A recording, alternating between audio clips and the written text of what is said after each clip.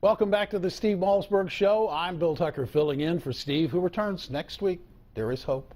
Yesterday, I had the pleasure of sitting down with Coulter to discuss her new book, In Trump We Trust, Pluribus Awesome. Ann, good to see you. Glad to have you here. Thanks for having me. This is fascinating, and I want to prime the pump, if you will, because I want to roll a soundbite from Vicente Fox. He was on CNN, and he did something which I thought, I found it fascinating, I found it humorous, and I thought, I've got to ask Ann about this. Roll Vicente Fox apologizing, if you will. How can you trust a guy like this, that this morning is coming with this message, that tomorrow he will take a different stand? I don't understand what's going on here, and I really apologize for our president taking this step forward. I really expect from him, as all 130 million Mexicans, an explanation from both, from President Peña and from Trump himself. Yeah, I have a little personal history with Vicente Fox that we'll get into in a moment, but I don't know what this is, Ann. Nieto threw it out an invitation and it got picked up right away by Trump. We acted surprised. Vicente Fox apologizing for his president on behalf of his actions. What's going on in Mexico? Well, if you don't like it, you better vote Trump, because that's going to be our country. Yeah. If Hillary is elected. We've already taken, I like how he cites the 160 million Mexicans. It would be a lot more if we hadn't taken 1/4 of Mexico into our country, and that's not an exaggeration. It's in my last book, Adios America. That's a true fact. So how many Mexicans do we need to take? Do we need to take all 160 million? Or can we say, okay, that's enough for a while. Now we're going to have a little me time, take care of the ones already here, take care of our own people, because that's the Trump plan. Well, here's the whole deal. This political elite down there is not limited to just Fox. No. Because as a matter of fact, the former First Lady Calderon is also apologizing, is embarrassed that Donald Trump came down there. What is going I grew up in Texas. I have known since I was 2 years old that you the didn't want country. To live in Mexico. No, I Sorry did not want to that. move there. Isn't it incredible? And they kept moving to my country and my state, which was fine. But it's like, it's insane. Right now, at this point, we send 25 billion.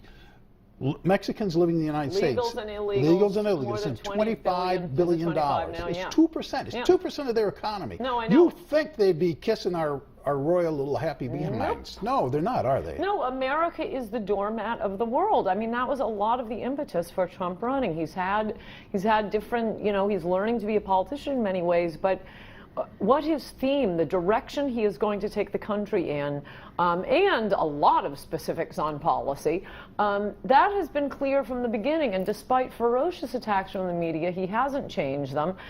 He does have specifics, but the main thing is, we're not going to be talked to like that anymore. Can you imagine if President Bush came out and apologized on behalf of some action by President Obama? No, their elites are shocking in Mexico. And it's interesting that they, these are the descendants of the Spanish conquistadors who raped the native population. That's how they ended up with last names like this. I mean, they act like they're the indigenous population. No, you are the relatives of the rapists. They became burned, conquered, and destroyed. And they rule over the native population. The native population is living in the dirt. Well, we have a lot of that native population here, and I don't think they want to be living in Mexico again either. Well, I mean, that's why Trump, as I explain in my book, has an enormous appeal because of the immigration issue, because of the trade issue.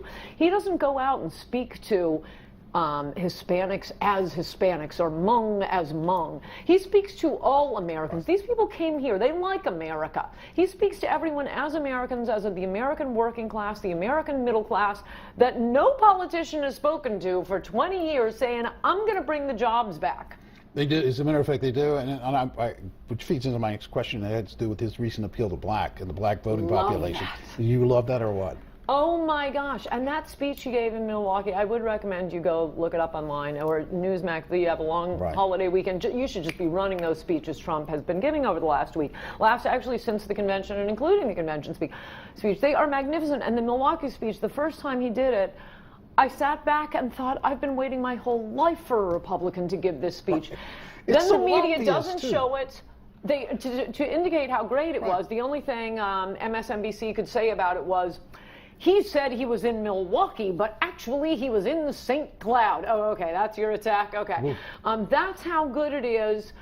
I love that he's doing this. I mean, I just said I generally don't like Republicans especially, but any politicians dividing up Americans into ethnic groups. We're all Americans.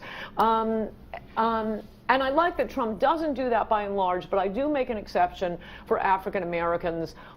They're a special case because of slavery and Jim Crow. Yeah, we owe them something. It would be nice if they'd come, meet us halfway about now. But yeah, what Trump is saying actually will help Black Americans, and I think a lot of them know I agree with you. I hate racial identity politics with an enormous passion. But for me, it was about time someone stood up and looked at a group of people as they are considered a voting bloc and said, are you men or are you sheep? Are you people going to continue to vote for a party with whom you've pledged your blind loyalty? So are you going to ask yourself, what are you going to do? Right, and so that is why the Democrats not only are constantly taking advantage of blacks. Trump is absolutely right. Hillary sees black people as voters, and then see you in 4 years. That's it. Look at their cities, look at their education, look at the jobs. I mean, it's Trump who wants to bring the jobs back. Hillary's for the Trans-Pacific Partnership, or maybe now she isn't, now that Trump has made it a big campaign issue. It's the Democrats who are about to move on from African Americans onto the far more numerous Hispanics. Black people are about to be left behind in the affections of the Democratic Party as they dump more and more and more Hispanics on the country. Let Hillary explain why it's good for African Americans after all they've been through in this country, centuries in this country, slavery by the Democrats, Jim Crow laws by the Democrats. But okay, that's water under the bridge. America does owe African Americans something. And the Democrats just use them for votes and toss them aside, and now they're dumping in millions of low-wage workers to take jobs that ought to be going to our own people. We have our own poor people. We have our own struggling people. We have people who deserve Social Security, Medicare, Medicaid because they've been paying into it, not an H-1B worker who comes and gives, Mark Zuckerberg cheap labor for Facebook. Right. No, I couldn't agree with you more. In fact, I could go off into the weeds on this topic, as a matter of fact, so I'm going to stay away from it. I'm going to talk about your book.